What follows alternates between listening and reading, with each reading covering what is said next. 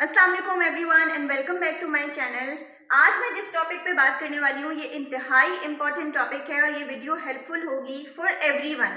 अगर आप एक स्टूडेंट हैं तो भी आपके लिए हेल्पफुल है, अगर आप एक प्रोफेशनल हैं, चाहे आप लेक्चरर हैं, चाहे आप कॉर्पोरेट साइड पे हैं, कहीं पे भी अब मॉडर्न एरा में आप ये बात समझते होंगे कि रिसर्च के बगैर हमारा गुजारा नहीं है।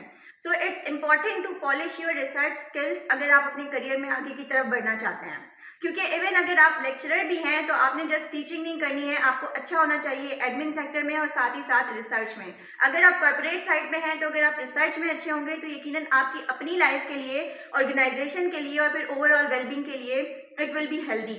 अगर आप स्टूडेंट हैं तो आपका फ्यूचर और ब्राइट होगा if you polish the research skills. So research को सीखना बहुत इंपॉर्टेंट है।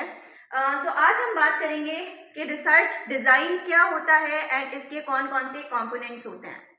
एंड इस वीडियो को बनाने का मकसद ये है कि आप हेल्प ले सकें एंड दूसरा ये कि वो लोग जो कि सीएसएस के लिए प्रिपेयर कर रहे हैं उनको भी बता दूं कि पास्ट पेपर्स सीएसएस सोशियोलॉजी में बहुत दफ़ा रिसर्च डिज़ाइन के ऊपर सवाल आ चुका है, तो आपको एटलीस्ट इसके कंपोनेंट एंड ओवरऑल फ्रेमवर्क पता होना चाहिए। तो first of all research design क्या होता है? रिसर्च डिज़ाइन का मतलब होता है framework for conducting the research. आप जो भी रिसर्च कंडक्ट करने वाले हैं आपने उसका पूरा एक खाका तैयार करना होता है सबसे पहले। एंड ये आपको पता होना चाहिए है, अगर आप इवन एमफिल या पीएचडी में एडमिशन भी ले रहे हैं तो मोस्ट ऑफ द यूनिवर्सिटीज़ में ये क्राइटेरिया होता है कि वो आपसे कहते हैं कि भाई एक डिज़ाइन बना कर दें, या अगर आप रिसर्च करते भी हैं तो प्रैक्टिकली भी आपको डिज़ाइन बनाकर देना होता है कि आपने कौन सा डिज़ाइन यूज़ किया है।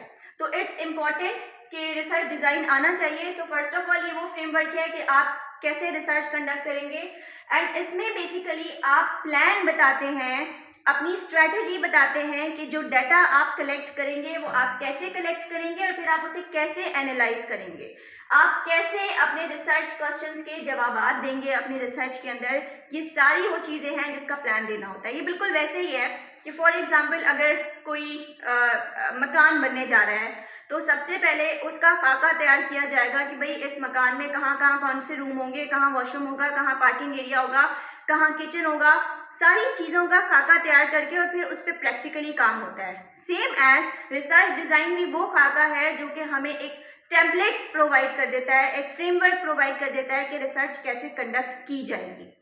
तो इसकी कंपोनेंट्स को रिव्यू करते हैं। सबसे पहला कंपोनेंट होता है रिसर्च क्वेश्चन या हाइपोथेसिस। आपने क्लियरली अपने रिसर्च प्रॉब्लम्स को हाईलाइट करना है कि जिस टॉपिक पे बेसिकली आप काम करना चाह रहे हैं वो टॉपिक क्या है, आपने उसको लिस्ट डाउन करना है। उसके बाद रिसर्च ऑब्जेक्टिव, आपने बताना है कि आप जो रिसर्च कंडक्ट करने जा रहे हैं आपका एम क्या है, आपका ऑब्जेक्टिव क्या है, what is going to be your rational. Then you talk about study type, आप कौन से टाइप की स्टडी करने वाले हैं। इधर इट कुड बी एक्सप्लोरेटरी, इधर इट कुड बी डिस्क्रिप्टिव, इधर इट कुड बी एक्सपेरिमेंट। जिस भी टाइप की आप स्टडी करने वाले हैं आपने उसको हाईलाइट करना है। Then there is research approach या फिर रिसर्च मेथड। तो बेसिकली तीन तरह के मेथड्स यूज हो रहे होते हैं, या आप क्वालिटेटिव पे काम करते हैं या आप क्वांटिटेटिव पे काम करते हैं, या समटाइम्स आप मिक्स्ड मेथड्स की तरफ जाते हैं, यानी आप दोनों को मिक्स करके काम कर रहे होते हैं। सो ये भी आपको बताना होगा कि आप कौन सा मेथड, कौन सी अप्रोच यूज करने वाले हैं। उसके बाद सैम्पलिंग स्ट्रेटेजी। सबसे पहले सैम्पलिंग है क्या, क्विकली आपको बता दूं कि फॉर एग्जांपल आप 1000 की आबादी पे काम कर रहे हैं, 5000 की पॉपुलेशन पे काम कर रहे हैं, तो technically and ideally it's not possible कि आप वो 1000 या 5000 लोगों के पास जाएंगे डाटा कलेक्ट करने।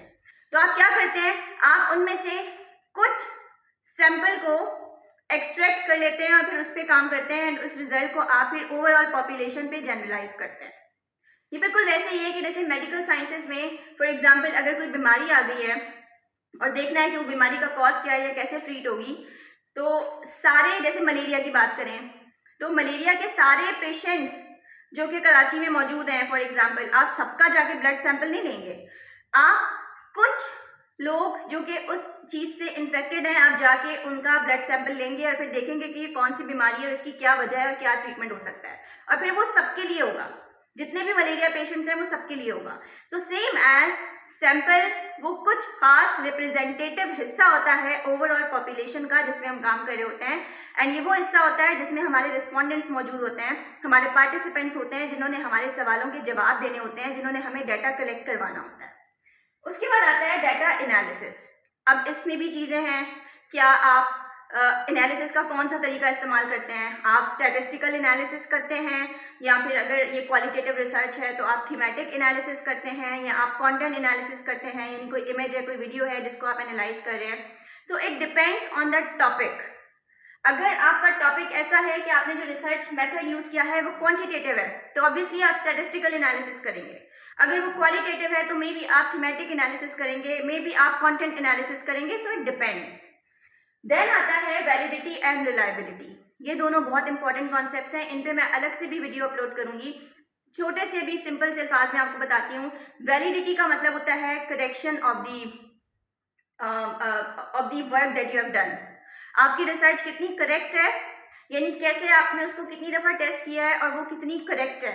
एंड रिलायबिलिटी का मतलब होता है कि उसमें कौन कौन, बेसिकली यहाँ पे वैलिडिटी में बात करते हैं स्टैंडर्डाइज्ड प्रोसीजर्स की, कि आपने कौन कौन से स्टैंडर्डाइज्ड प्रोसीजर्स यूज किए हैं, तो इट्स गोना बी करेक्ट।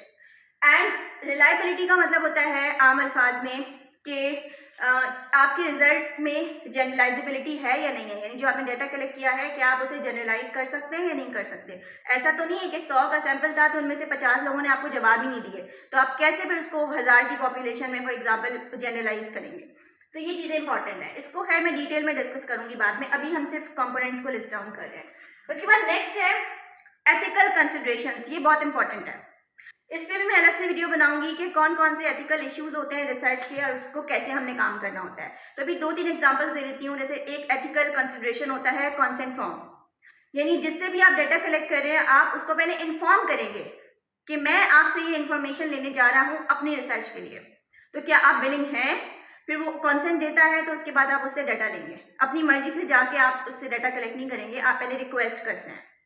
इसके अलावा एथिकल कंसिडरेशंस में और चीज़ें आती हैं, जैसे कि आपने अपने रिस्पोंडेंट को फिजिकली या मेंटली हार्म नहीं करना है, आपने उसकी प्राइवेसी और कॉन्फिडेंशियलिटी का ख्याल रखना है।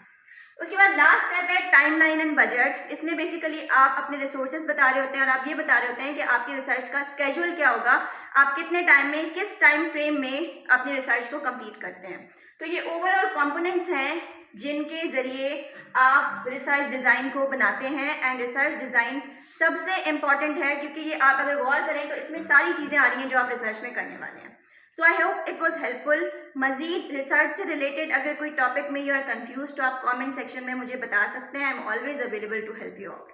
Thank you so much, keep supporting.